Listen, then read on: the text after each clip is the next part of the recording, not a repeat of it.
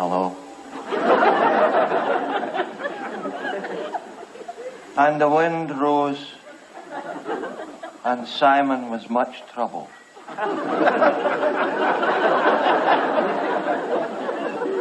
And they chided him, saying, "Why art thou so troubled with the wind?" And he was made to sit at the far end of the boat.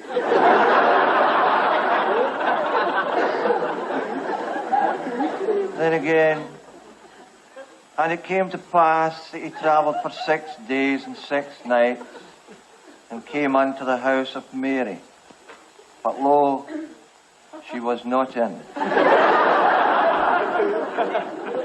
Whereupon he left a note unto her, saying, "I pulled thy bell, and ye answered me not.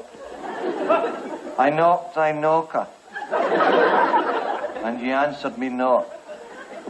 Wherefore I peeped through thy window, and saw thee hiding under the bed. And I felt angry and betrayed, so I kicked thy ox and thy ass, and all that was thine, and emptied thy dustbin over thy lawn." These are just two of the texts I'd like to talk to you about this hogmanay. You know, the whole of our human existence is like one long hogmanay. We set off along the road with hope in our hearts and bells ringing in our ears, a bevy in one hand, a packet of crisps in the other.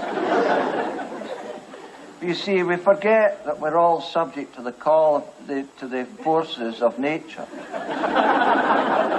All these pleasures have to be paid for. And if we eat only of the rich food and drink only of the red wine, what happens? We find ourselves throwing up down the toilet of life. What you put into it is truly what you get out of it. The important thing to remember is that we can't be happy all the time. I mean, look at me, for instance. I'm not always like this. Sometimes I'm quite miserable. I used to visit an old lady, let's call her Hilda, because that was her name. Hilda Harrison, 84 and a brighter, cheerier old dear you couldn't meet in a month of Saturdays. She's Jewish. But she never lets anything get her down, always smiling, always laughing, always ready with a cheery word. Makes you sick. And she hadn't had her troubles to find. Her husband hadn't worked from the day they were married. Although, to his credit, he did go to night school to learn a trade, so he'd know what kind of a job he was out of.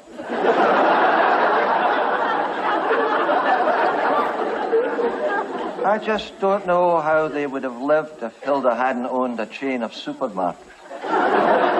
Anyway, about 20 years ago, he left her and went off with another woman. Hilda wouldn't have minded, but it was the marriage guidance counsellor. Then her grandson got a job with the railway police. Now, there was a tragedy. They took him down to Central Station one very dark night and told him, "Your job is to patrol from the booking office to that red light over there." Never seen again. The red light was in a train going to Cornwall.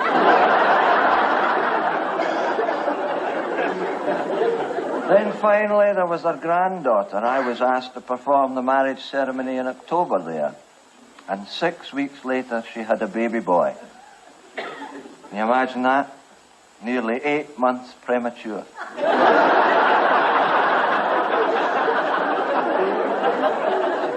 Which, in a way, brings me to my opening reference to Simon. See, so many people in our society are made to sit at the far end of the boat. Here's a letter I've received from a Mr. Archibald McClumpher. "Dear Mr. Jolly," it says, "I'm 27 years old and have been married 4 times. I have 13 children. I don't go out much. Last month, my wife left me, took all the children, but left her mother.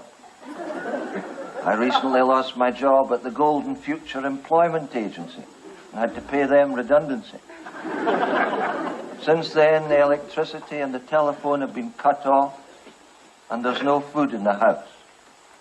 And to top it all, last night the budgie died without saying goodbye.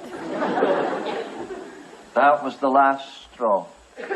Mr. Jolly, please help me. To be honest, if I had the money, I would take the bus to Erskine Bridge and jump off. Well, of course, I couldn't ignore such a heart-rending plea from this poor man. So I sent him his bus fare.